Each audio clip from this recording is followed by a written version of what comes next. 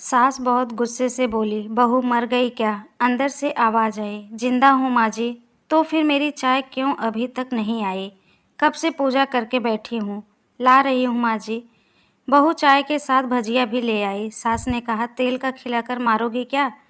बहू ने कहा, ठीक है माँ जी, ले जाती हूँ। सास ने कहा, रहने दो, अब बना दिया है तो खा लेती हूँ। सास ने भजिया उठाई और कहा, कितनी गंदी भजिया बनाई है तुमने। बहू बोली, माँ जी मुझे कपड़े धोने हैं, मैं जाती हूँ। बहू दरवाजे के पास छिपकर खड़ी हो गई। सास भजिया पर टूट पड़ी और पूरी भजिया खत्म कर दी।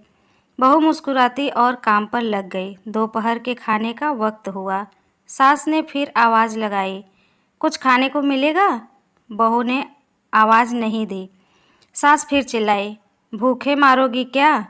बहू आई, सामने खिचड़ी रख दी। सास गुस्से से बोली, ये क्या है? मुझे इसे नहीं खाना, इसे ले जाओ। बहू ने कहा, आपको डॉक्टर ने दिन में खिचड़ी खाने को कहा है, खाना तो पड़ेगा ही। सास मुंह बनाते हुए, हाँ तो मेरी माँ बन जा। बहू फिर मुस्कुराई और चली गई। आज घर में पूजा थी। बहू सुबह 4 बजे से उठ गई। पहले स्नान किया, फिर फूल लाई, माला बनाई, रसोई साफ की, पकवान और फिर भोजन बनाया। सुबह के 10 बज गए। अब सास भी उठ चुकी थी। बहू अब पंडित जी के साथ भगवान के वस्त्र तैयार कर रही थी। आज ऑफिस की छुट्टी भी थी। उनके पति भी घर पर थे।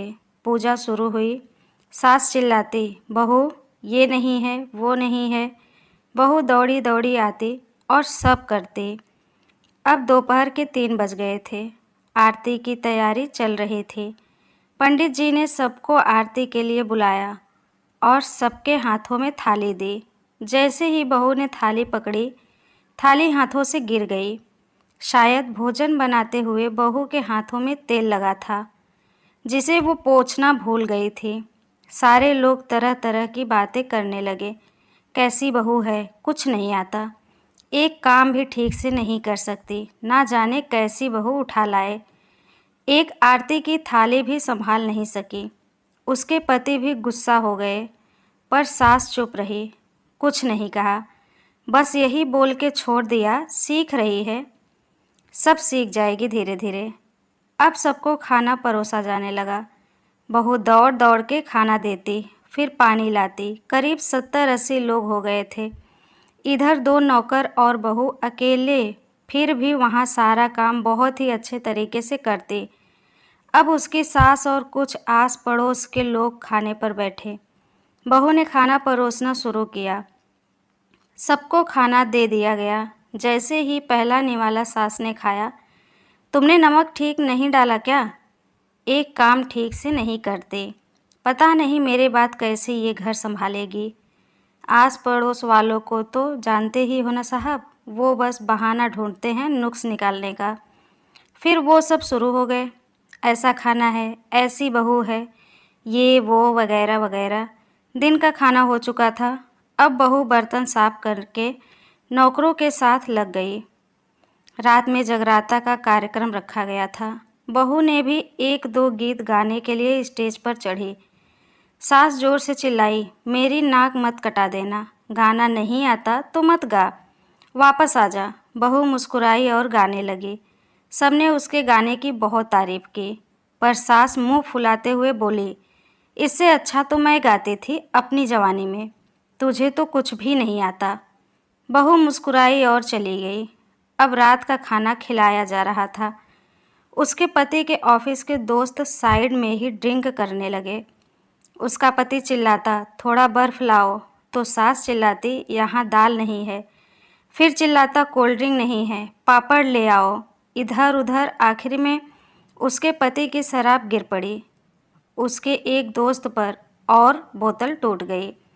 पति गुस्से में 2 झापड़ अपनी पत्नी को लगाते हुए कहता है, जाहिल कहीं की, देख कर नहीं कर सकते, तुझे इतना भी काम नहीं आता। सारे लोग देखने लगे। उसकी पत्नी रोते हुए कमरे की तरफ दौड़ी। फिर उसके दोस्तों ने कहा, क्या यार, पूरा मूड खराब कर दिया, यहाँ नहीं बुलाया होता तो ये सब नहीं होता, हम कहीं और पार्टी कर लेते। कैसी अनपढ़ गंवार बीवी ला रखी है तूने। उसे तो मेहमानों की इज्जत और काम करना तक नहीं आता। तुमने तो हमारी बेइज्जती करा दी।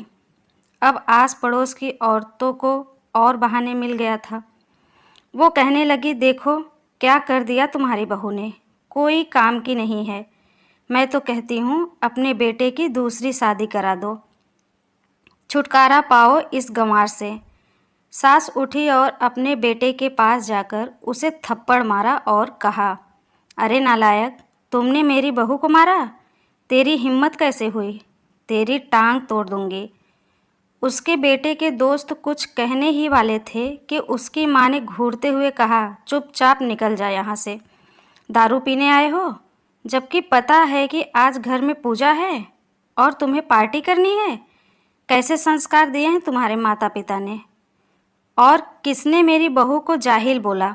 जरा इधर आओ, चप्पल से मारूंगी अगर मेरी बहू को किसी ने एक शब्द भी कहा। अरे पापी, तूने उस लड़की को बस इसलिए मारा कि तेरी शराब की शीशी टूट गई?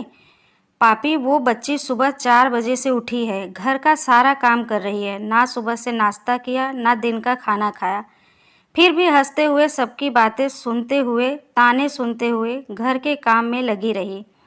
तेरे यार दोस्तों को वो अच्छी नहीं लगी। जूते से मारूंगी तेरे दोस्तों को जो कभी उन्होंने ऐसा कहा। उसके यार दोस्त चुपके से खिसक लिए। अब सास बहू के कमरे में गई और बहू का हाथ पकड़कर बाहर लाई। सबके सामने कहने लगी, किसने कहा था अपनी बहू को घर से निकाल के दूसरी बहू ले आना? किसने कहा था? जरा सामने आओ। कोई सामने नहीं आया। फिर सास ने कहा, तुम जानती भी क्या हो इस लड़की के बारे में? ये मेरी माँ भी है, बेटी भी। माँ इसलिए है मुझे गलत काम करने पर डांटती है, और बेटी इसलिए कभी कभी मेरे दिल की भावनाएं समझ जाती है। मेरी दिन रात सेवा करती है, मेरे 1000 ताने सुनते हैं, पर एक शब्द भी गलत नहीं कहती, ना सामने ना पीठ पीछे। और तुम कहती हो कि दूसरी बहू ले आऊं? याद है ना छुटकी की शादी, अपनी बहू की करतूत? सास ने गुस्से से पड़ोस की महिला को कहा, अभी पिछले हफ्ते ही तुम्हें मियाँ बीबी भूखे छोड़ घूमने चले गए थे। मेरी इसी बहू ने 7 दिनों तक तुम्हारे घर पर खाना पानी, यहाँ तक कि तुम्हारे पैर दबाने जाती थी, और तुम इसे जाहिल बोलती हो? जाहिल तो तुम सब हो जो कोयले और हीरे में फ़र्क नहीं जानते। अगर आइंदा मेरी बहू के बारे में किसी ने एक लफ्ज़ भी बोला तो मुझसे बुरा कोई नहीं होगा, क्योंकि ये मेरी बहू नहीं, मेरी बेटी है। बहू सिसकियाँ लेते हुए फिर कमरे में चली गई। सास ने एक प्लेट उठाई और भोजन परोसा और बहू के कमरे में खुद ले गई। सास को भोजन लाते देखा तो बहू ने कहा, अरे माँ जी, आप क्या कर रही हो? मैं खुद ले जाती। सास ने प्यार से ताना मारते हुए कहा, डर मत, इसमें जहर नहीं है, मार नहीं डालूंगी तुझे। तुझे नई सास चाहिए होगी, पर मुझे अभी भी तू ही मेरे घर की बहू चाहिए। बहू ने अपनी सास को रोते हुए गले से लगा लिया। सास भी रो दी। एक बार और कह रही हूँ, चल खाना खा ले। फिर मजाक करते हुए कहा, फिर मेरे पैर दबाने चले आना, और ये ख्याल मन में मत लाना कि सास पैर दबाने को बोलती है।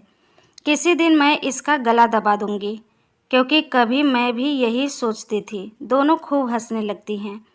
कुछ रिश्ते बहुत मीठे होते हैं, बस बातें कड़वी होती हैं। दोस्तों, इस कहानी पे आपका क्या राय है? प्लीज़ कमेंट करके हमें ज़रूर बताइए। ये कहानी अगर आपको अच्छी लगी हो तो प्लीज़ एक प्यारा सा लाइक करिए। हमारे चैनल पे पहली बार आए हैं तो हमारे चैनल को सब्सक्राइब करिए। कहानी सुनने के लिए आपका बहुत बहुत धन्यवाद।